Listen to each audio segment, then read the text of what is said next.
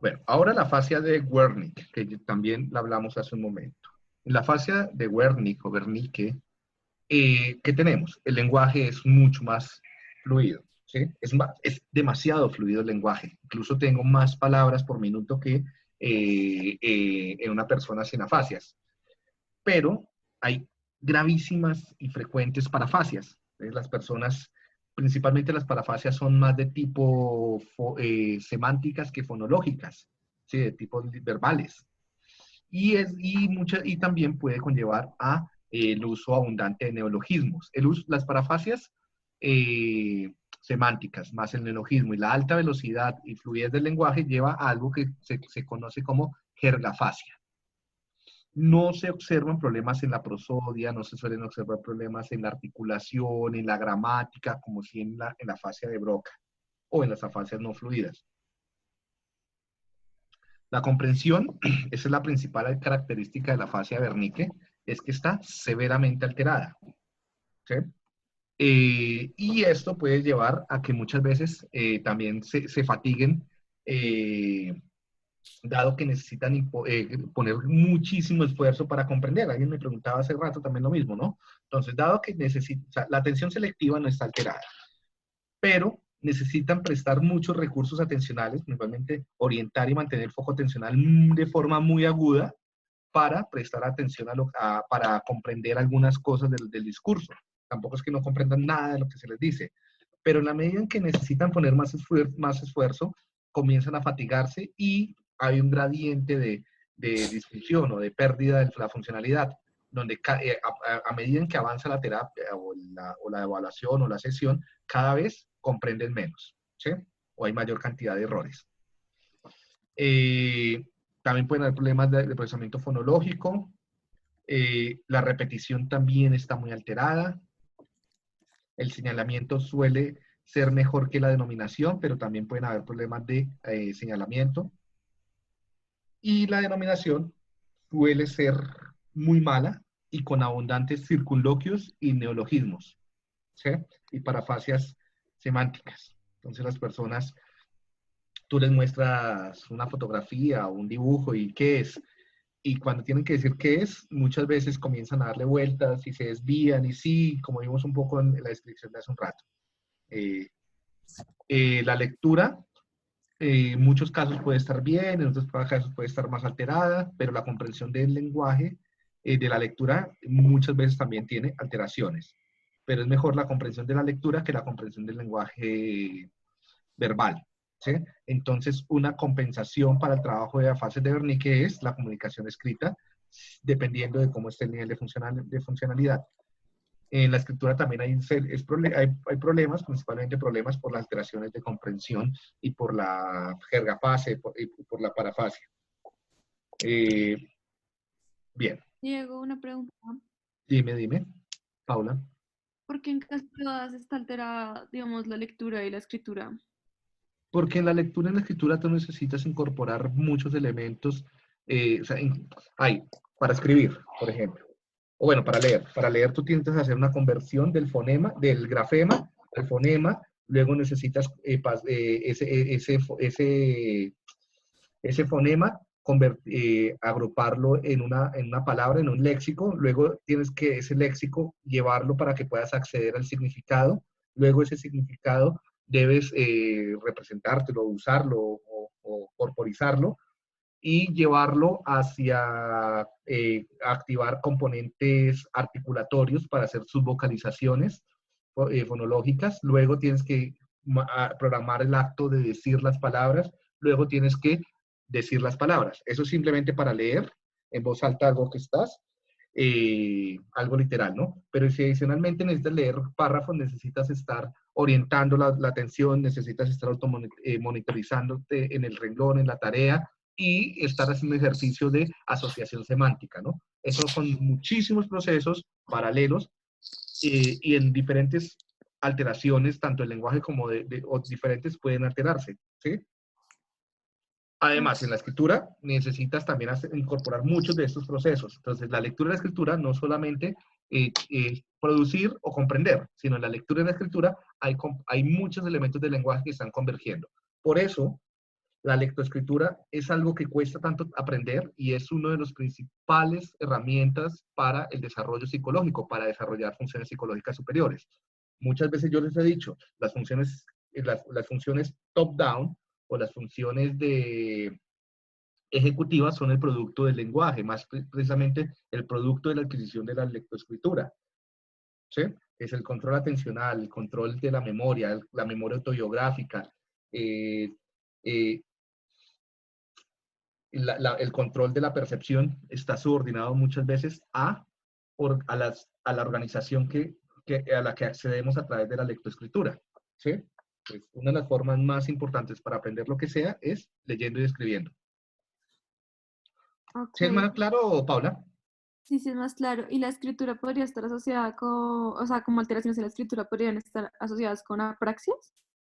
También podrían haber, pero entonces ahí hablamos más de una dispraxia de la escritura. Ujú. Pero acá aquí en los que estamos hablando, no estamos hablando tanto de dispraxia de la escritura, estamos hablando más, ya vamos a ver que no hay una dispraxia, cuando uno evalúa la escritura, evalúa al menos dos cosas importantes. Si el gesto gráfico está bien escrito, bien hecho, ¿sí? Y si los componentes, las palabras y el lenguaje, ¿no? Entonces el uso de palabras, el uso de fonemas, el uso de artículos y demás. ¿Sí? Si hay alteraciones gráficas, es más una disgrafía con dispraxia. Pero si o una agrafía con agrafia, dependiendo si son niños. Como yo trabajo más con niños, entonces por eso digo dis todo el tiempo. Pero si lo que está si la parte estética, la orientación, el uso de la página, y eso está bien, lo que podemos tener es y lo que está mal es el cambiar, entonces para grafias, entonces cambias las palabras o ausencia de conectores o las pegas, entonces ahí ya es un problema o léxico o fonológico. ¿Sí? Ok. Bien. Vamos a leer esto. Entonces, Paula, ya que hablaste, ayúdame a leer que me quedé en salido. ¿Qué quiere cocinar? Yo no sé cómo puede haber una sola manera. Hay tantas cosas, usted sabe, que me gustan. Me gusta la carne, me gusta el filete, los alemanes, usted sabe. Y que, bueno, los franceses cocinan todo. No puedo recordar la palabra que no puedo decir. Era el donde Alonso. tú haces toda la comida, tú la haces toda hoy y la guardas para mañana. Con los franceses, usted sabe, uff, ¿cuál es el nombre de la palabra Dios? Asuntos públicos que los que hablan, uff, pero ya no lo tengo. Era. Justo antes de guardarlo, usted sabe, 7 semanas. Tengo amigos personales que voy a cocinar y la comida y servir 4 o 6 comidas para la cena. Ok. Vemos, el lenguaje es fluido, ¿cierto? Hay muchas anomias, hay, hay parafasias fonológicas y hay una pérdida del contenido, ¿no? Entonces, al final, ¿quiere cocinar o no quiere cocinar? Pues no sé, sí. Bien, esto lo vimos hace un momento, que era el caso, ¿no? Que el de qué edad tiene. Acá era, por ejemplo, en el caso que leímos, que entonces tenía que repetir. Entonces, el terapeuta, repita, gato, tato. Esto es una parafasia, ¿semántica o fonológica? Cronológica. Fonológica. Muy bien. Brillar, o sea, puñal. ¿Mm? No tiene. Semántica. Avión, No. pion, fonológico, ¿cierto? Escolar, escolal, neologismo para fase fonológica. Tarta, tartar, actor, astor. ¿Sí? Bien. Ahora, bueno, yo acá la repetí, qué pena el dibujo. Y aquí vemos ya para escribir.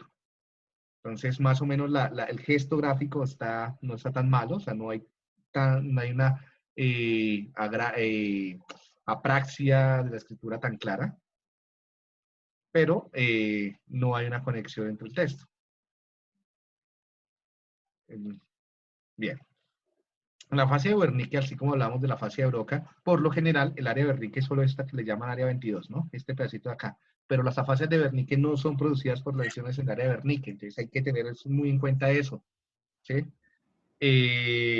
Por lo general, o sea, casos como los que vimos hace un rato o como el que les acabo de mostrar, conlleva lesiones muy extensas alrededor de la cisura de vesíbrio. Muchas veces son posteriores, pero también en algunas veces hay con lesiones frontales o lesiones en la ínsula o lesiones en el tálamo que generan síndromes similares a la fascia Wernicke. Entonces, uno no diagnostica la fascia por el sitio de la lesión, recuerden. Uno diagnostica la fascia por la evaluación neuropsicológica. Y como hay tanta variabilidad en la organización cerebral y funcional, hay que tener en cuenta eso. ¿Sí? O sea, yo he visto muchos compañeros neuropsicología o radiólogos que ven una neuroimagen y dicen, uy, no, ese paciente debe tener afasia Wernicke, ven una lesión acá. Y uno va y el paciente habla bien y comprende bien y tiene otro tipo de problemas. Entonces, no podemos hacer esos pasos desde la lesión a lo funcional tan claramente. La lesión simplemente me permite a mí tener más información para entender lo que le está pasando al paciente. Esa área es más allá del giro temporal superior. El giro temporal superior es este, ¿no? Por lo general es el que se ha asociado con la fase tipo Wernicke. Múltiples perfiles y amplia diversidad, ¿no? También se habla de dos tipos de afasia de Wernicke. Afasias de Wernicke mucho más limitadas al área de Wernicke, que entonces generan más unos problemas anómicos o generan más unos problemas de parafasias, ¿sí? Pero para que se vea toda la jergafasia y para que se vea toda esta alteración, tienen que ser daños muy masivos. La fascia de conducción. La fascia de conducción lo que tenemos es un lenguaje más espontáneo, ¿sí? Bueno, ya lo hemos visto, todas estas son lenguajes fluidos. Suelen haber parafasias fonológicas. Puede llegar a haber anomia, pero la anomia puede llegar a ir acompañada de circunloquios o de descripción de la palabra que no recuerda, ¿sí? ¿Cuál es la característica clara de la fascia de conducción? Severamente alterada la repetición. La comprensión, por lo general, es buena. Y el señalamiento también es bueno. Sí, vemos que esto es muy diferente a lo que vimos en la fascia de Wernicke. La denominación suele ser anormal, pero no por alteraciones semánticas, sino por una incapacidad para acceder fonológicamente a la palabra. O sea, se pierde la ruta fonológica de acceso a la palabra, de acceso léxico. O sea, la ruta de acceso fonológico al léxico y a la semántica es la que está alterada. ¿Sí? No está alterada ni los componentes semánticos, ni los componentes léxicos, ni los componentes fonológicos puramente, sino el acceso, desde lo fonológico a lo semántico. ¿Sí? Lo que yo les decía, muchas veces puede reflejar los síntomas de un niño con dislexia de tipo fonológica. La lectura pueden haber alexias, principalmente con parafasias, de tipo fonológicas y bueno, también semánticas de las dos. Cuando dice solamente parafasias es porque pueden haber de las dos. Y la escritura puede llegar a ser anormal con agrafía, pero principalmente no la escritura automática, sino poder convertir lo que tú piensas, la escritura planificada. La copia está bien. No, la copia también está alterada. La copia automática bien, pero cuando tienes que copiar o algo que tenga que pasar desde el almacén fonológico hacia la reproducción léxica, es donde tenemos problemas. ¿Sí? Este era el paciente del cual hablamos hace un rato. Entonces, vemos lesiones que están comprometiendo las vías, las conexiones, principalmente el fascículo arqueado, que comunica áreas posteriores con áreas anteriores y donde vamos a ver una gran deficiencia en la conversión fonológico-semántica. ¿Sí? Las lesiones también en el giro supramarginal pueden producir afasia de conducción. No siempre tiene que haber daño en el fascículo arqueado, pero por lo general el daño en el fascículo arqueado lleva a afasia de conducción, ¿no? Es pregunta de parcial. El daño del fascículo arqueado por lo general produce una afasia ¿de qué tipo? Entonces, terapeuta, buenos días, ¿cómo está? Buenas, bien, bien. ¿Podría contarme qué te ha pasado? Pues, que iba en mi, acabemos la anomia y los problemas de para acceder a la palabra. ¿Sí? Eso ya lo hemos visto. La afase transcortical sensorial. La fase transcortical Dime. En la fase transcortical sensorial tenemos un lenguaje también fluido. ¿Alguien está hablando? No, no sé. En la fase entonces transcortical sensorial tenemos un lenguaje también fluido como los que hemos visto.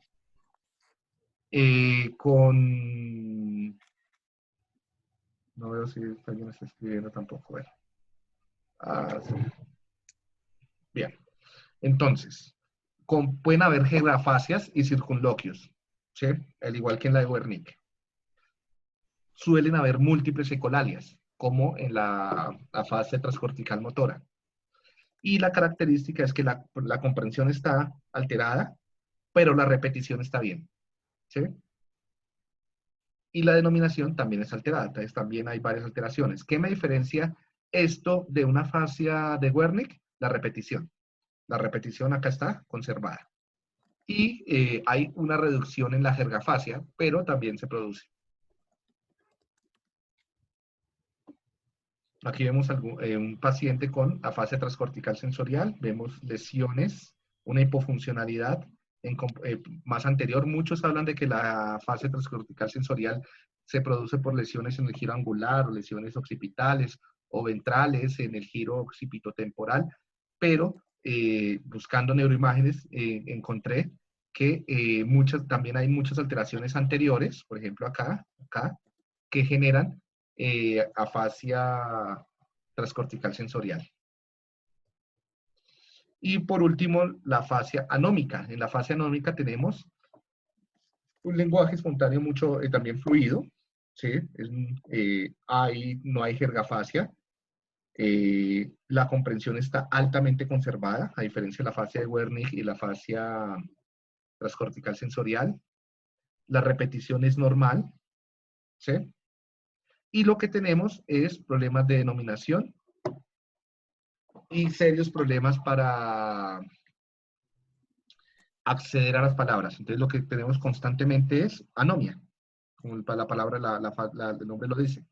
Entonces es una incapacidad muy marcada para recordar el nombre de las palabras. Entonces comienzan a haber muchos circunloquios y el lenguaje se vuelve un poco engorroso y difícil porque ¿cómo es que se llama esta cosa? Y comienzan a escribir y a escribir y a escribir y a escribir los objetos, principalmente objetos de poco uso. Y aquí lo que tenemos es un fallo para acceder desde el al léxico, ¿sí? La parte semántica, la parte fonológica, fonoarticulatoria está bien, pero lo que tenemos es una falla para acceder al léxico, ¿sí? La denominación está muy alterada, entonces vemos principalmente alteraciones de denominación, pero porque no logra acceder a la palabra, ¿sí? Entonces la escriben y escriben y escriben y se frustran muchísimo por no recordar la palabra. Sí, ese es el trastorno de los estudiantes durante el parcial, ¿no? ¿Cómo es que se llamaba esa palabra? Es que la tengo en la punta de la lengua. ¿Y cómo es? O en la presentación oral. Aquí yo les dejo una imagen que no me quedó tan bien escaneada, pero de pronto más adelante la pueden revisar con mayor detenimiento sobre cada una de las afasias que les acabo de contar y describen cómo cada componente está presente. En la fase de Broca, entonces, la de Wernicke, la conducción. Recuerden que esto es para los síndromes prototípicos, para las grandes categorías. Hay altas variaciones y no siempre una persona para recibir un diagnóstico de estos debe cumplirlos todos, sino los principales, ¿sí? Que son los que están en esta división de Boston, que ya la volvemos a mirar. Trazar correlatos neuroanatómicos es muy complicado, porque esto es lo que comúnmente le dicen a uno, ¿no? Dicen las fluentes, dónde están los daños. Pero lo que uno ve es que una diversidad de alteraciones, incluso interhemisféricas o subcorticales, que generan síndromes como los que ya hemos visto, ¿sí? Y entonces es muy difícil establecer que siempre que se dañe o tal estructura cerebral, vamos a tener cierto tipo de afasia, ¿sí? En los nuevos modelos tratan como de recomponer esto, y lo que se hablan son de dos redes, que las vimos también hace la clase pasada, sobre dos redes del lenguaje, una red dorsal y una red ventral. Una red dorsal mucho más fonoarticulatoria, que compone áreas del giro temporal superior, del giro supramarginal, del giro angular, y conectándose con áreas premotoras e insulares a través del fascículo arqueado, de los fascículos arqueados. Entonces aquí vemos en azul y verde los componentes más involucrados. Eso es trabajo con varios pacientes, con más de 100 y pico de pacientes, donde tienen lesiones y también personas normales. Y entonces, áreas dorsales, estas que están en azulito, son las que más típicamente están involucradas en la producción del lenguaje, mientras que áreas de rojo y amarillo están más involucradas en la comprensión del lenguaje. Y esto sería una vertiente dorsal, ¿sí? Entonces, ya sean daños en las cortezas o en los conectomas, ¿sí? Lo que entorpecerían serían estos circuitos. Entonces, ¿qué es lo que se trata de decir desde la neurociencia cognitiva actualmente? Miren, deberíamos acabar con esa categoría de afasias que son poco funcionales y que no se aplican muy bien a los casos reales y comenzar a trabajar más con ese tipo de modelos conectómicos y dividirlos simplemente en 4. Uno, por la red, que puede ser dorsal o ventral, y 2, por la producción y la comprensión. Es decir, si las alteraciones son más dorsales, que implican problemas fonoarticulatorios, es comprensión y producción fonoarticulatoria, o si los problemas son más ventrales, que implican más el uso léxico-semántico, ¿sí? Y también la producción y la comprensión léxico-semántica. Entonces, eso te daría como 4 posibilidades, como una matriz, no, sino como un diagrama cartesiano, ¿sí? Con 2 ejes continuos, no categoriales, sino continuos, donde tú puedes ir ubicando la funcionalidad de los pacientes e irlo describiendo, ¿no? No sé si de pronto alguno ha hecho videojuegos o algo que se ve como un dibujito en la medida en que van progresando, cómo se va avanzando hacia algún lado o hacia el otro del diagrama, ¿sí? Entonces, a ver si les puedo poner una imagen dentro de las herramientas. Anotar. Creo que puedo poner esta diapositiva en blanco. Y les muestro cómo sería algo así. Mostrar.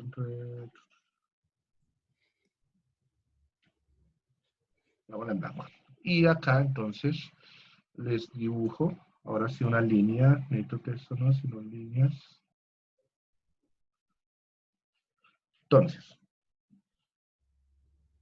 digamos que este puede ser el eje de lo dorsal y ventral, ¿sí? Y luego vamos a tener el eje de lo, cambiémosle de color, de lo producción y comprensión. Entonces, los futuros modelos podrían ir más o menos algo así, ¿no? Entonces, tú puedes tener un problema con lesión, un paciente que tiene alteraciones, digamos, mucho más fonoarticulatorias, ¿sí? Como en la fase y que son más dorsales. Entonces, podrías ponerlo más por acá, que sería más como fases de tipo conducción o de Broca, dependiendo de qué es lo que esté más alterado. Si tú vas poniendo diferentes en un continuo. Y también no solo pacientes, sino también puedes graficar el cambio. O puedes graficar cómo está el componente a nivel de, si es, esto es dorsal ventral, entonces sería a nivel semántico. Y acá sería también si es producción o comprensión, ¿no? Entonces puedes ir poniendo diferentes puntos en un diagrama, donde estaría esto. Aquí lo dorsal.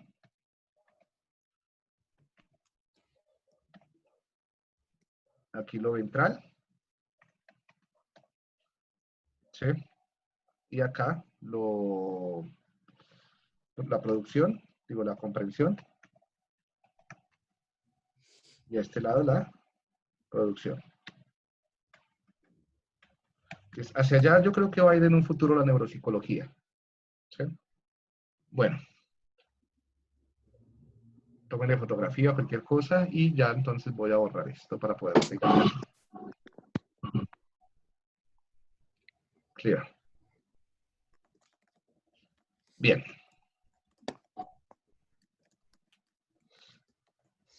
Y esto va más de lo mismo. Bueno.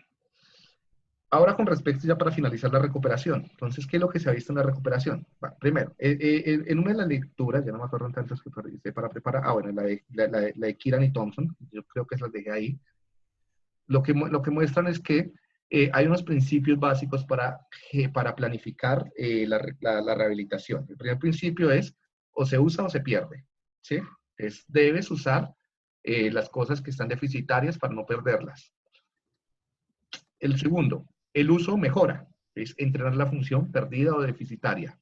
Tercero, hay que ser muy específicos en las funciones, entonces hay que replantear, hay que primero saber muy bien sobre neurociencia cognitiva y neuropsicología para saber qué unidades funcionales o dominios vas a entrenar. Y segundo, hacer tareas específicas que permitan entrenar esos dominios. Acá aparece como el 7, ¿no? Que sería la prominencia importa, ¿sí? Es decir, que entre más prominente, más familiar, más relevante sea para la persona la tarea o la actividad, mejor va a ser la recuperación. Lo social, lo emocional va a estar incluido acá. El principio 4, la repetición. Hay que repetir mucho las tareas. Una sola exposición no basta. Entonces acá el trabajo de la familia en repetición y en prominencia es importante. El otro, principio 5, la intensidad. Entonces debe graduarse la intensidad de una baja intensidad a una alta intensidad y se va generando planes graduales y jerárquicos. La transferencia. Van a modificar las tareas para poder transferir a otros contextos. Y la interferencia, tener en cuenta cuáles son los elementos que pueden interferir con este funcionamiento. ¿Sí?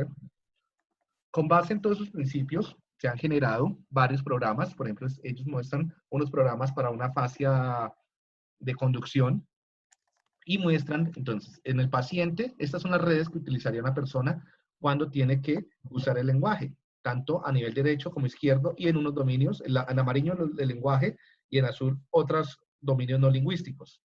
¿Sí? Atención, bueno, control atencional, control del lenguaje, etc. Entonces vemos que las personas con daño que pueden llevar a anafasia, al perder este tipo de redes, lo que hacen es generar mayor conectividad, vean que se vuelve más amarillito esto, ¿sí? Mayor conectividad en otras redes que en dorsales, por ejemplo. Entonces, por ejemplo, pacientes que tienen esto, digamos que generó una fascia de tipo anómica, ¿sí?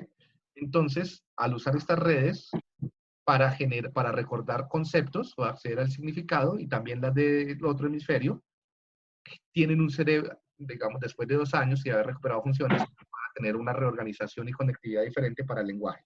¿Sí? Entonces vemos una reorganización en la conectividad basada en la plasticidad cerebral. Lo mismo acá, vemos, esta es la fase de conducción, así es.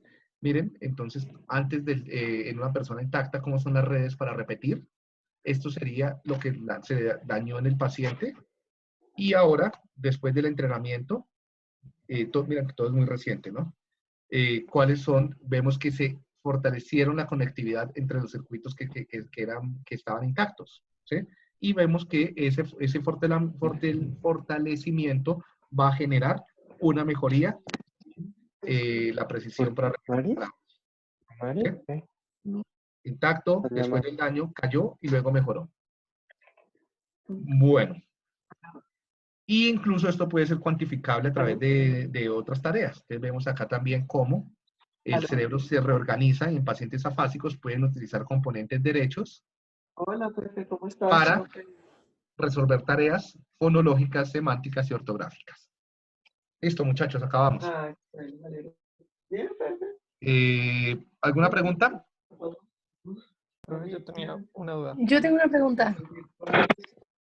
Dame un segundo y voy a terminar de grabar. Sí. Bueno, pregunten y dejamos eso grabado. Ok. En cuanto a la recuperación, el otro día estaba viendo un documental y hablaba como de un caso de una chava que había sufrido una ACV y en base a eso tenía una fase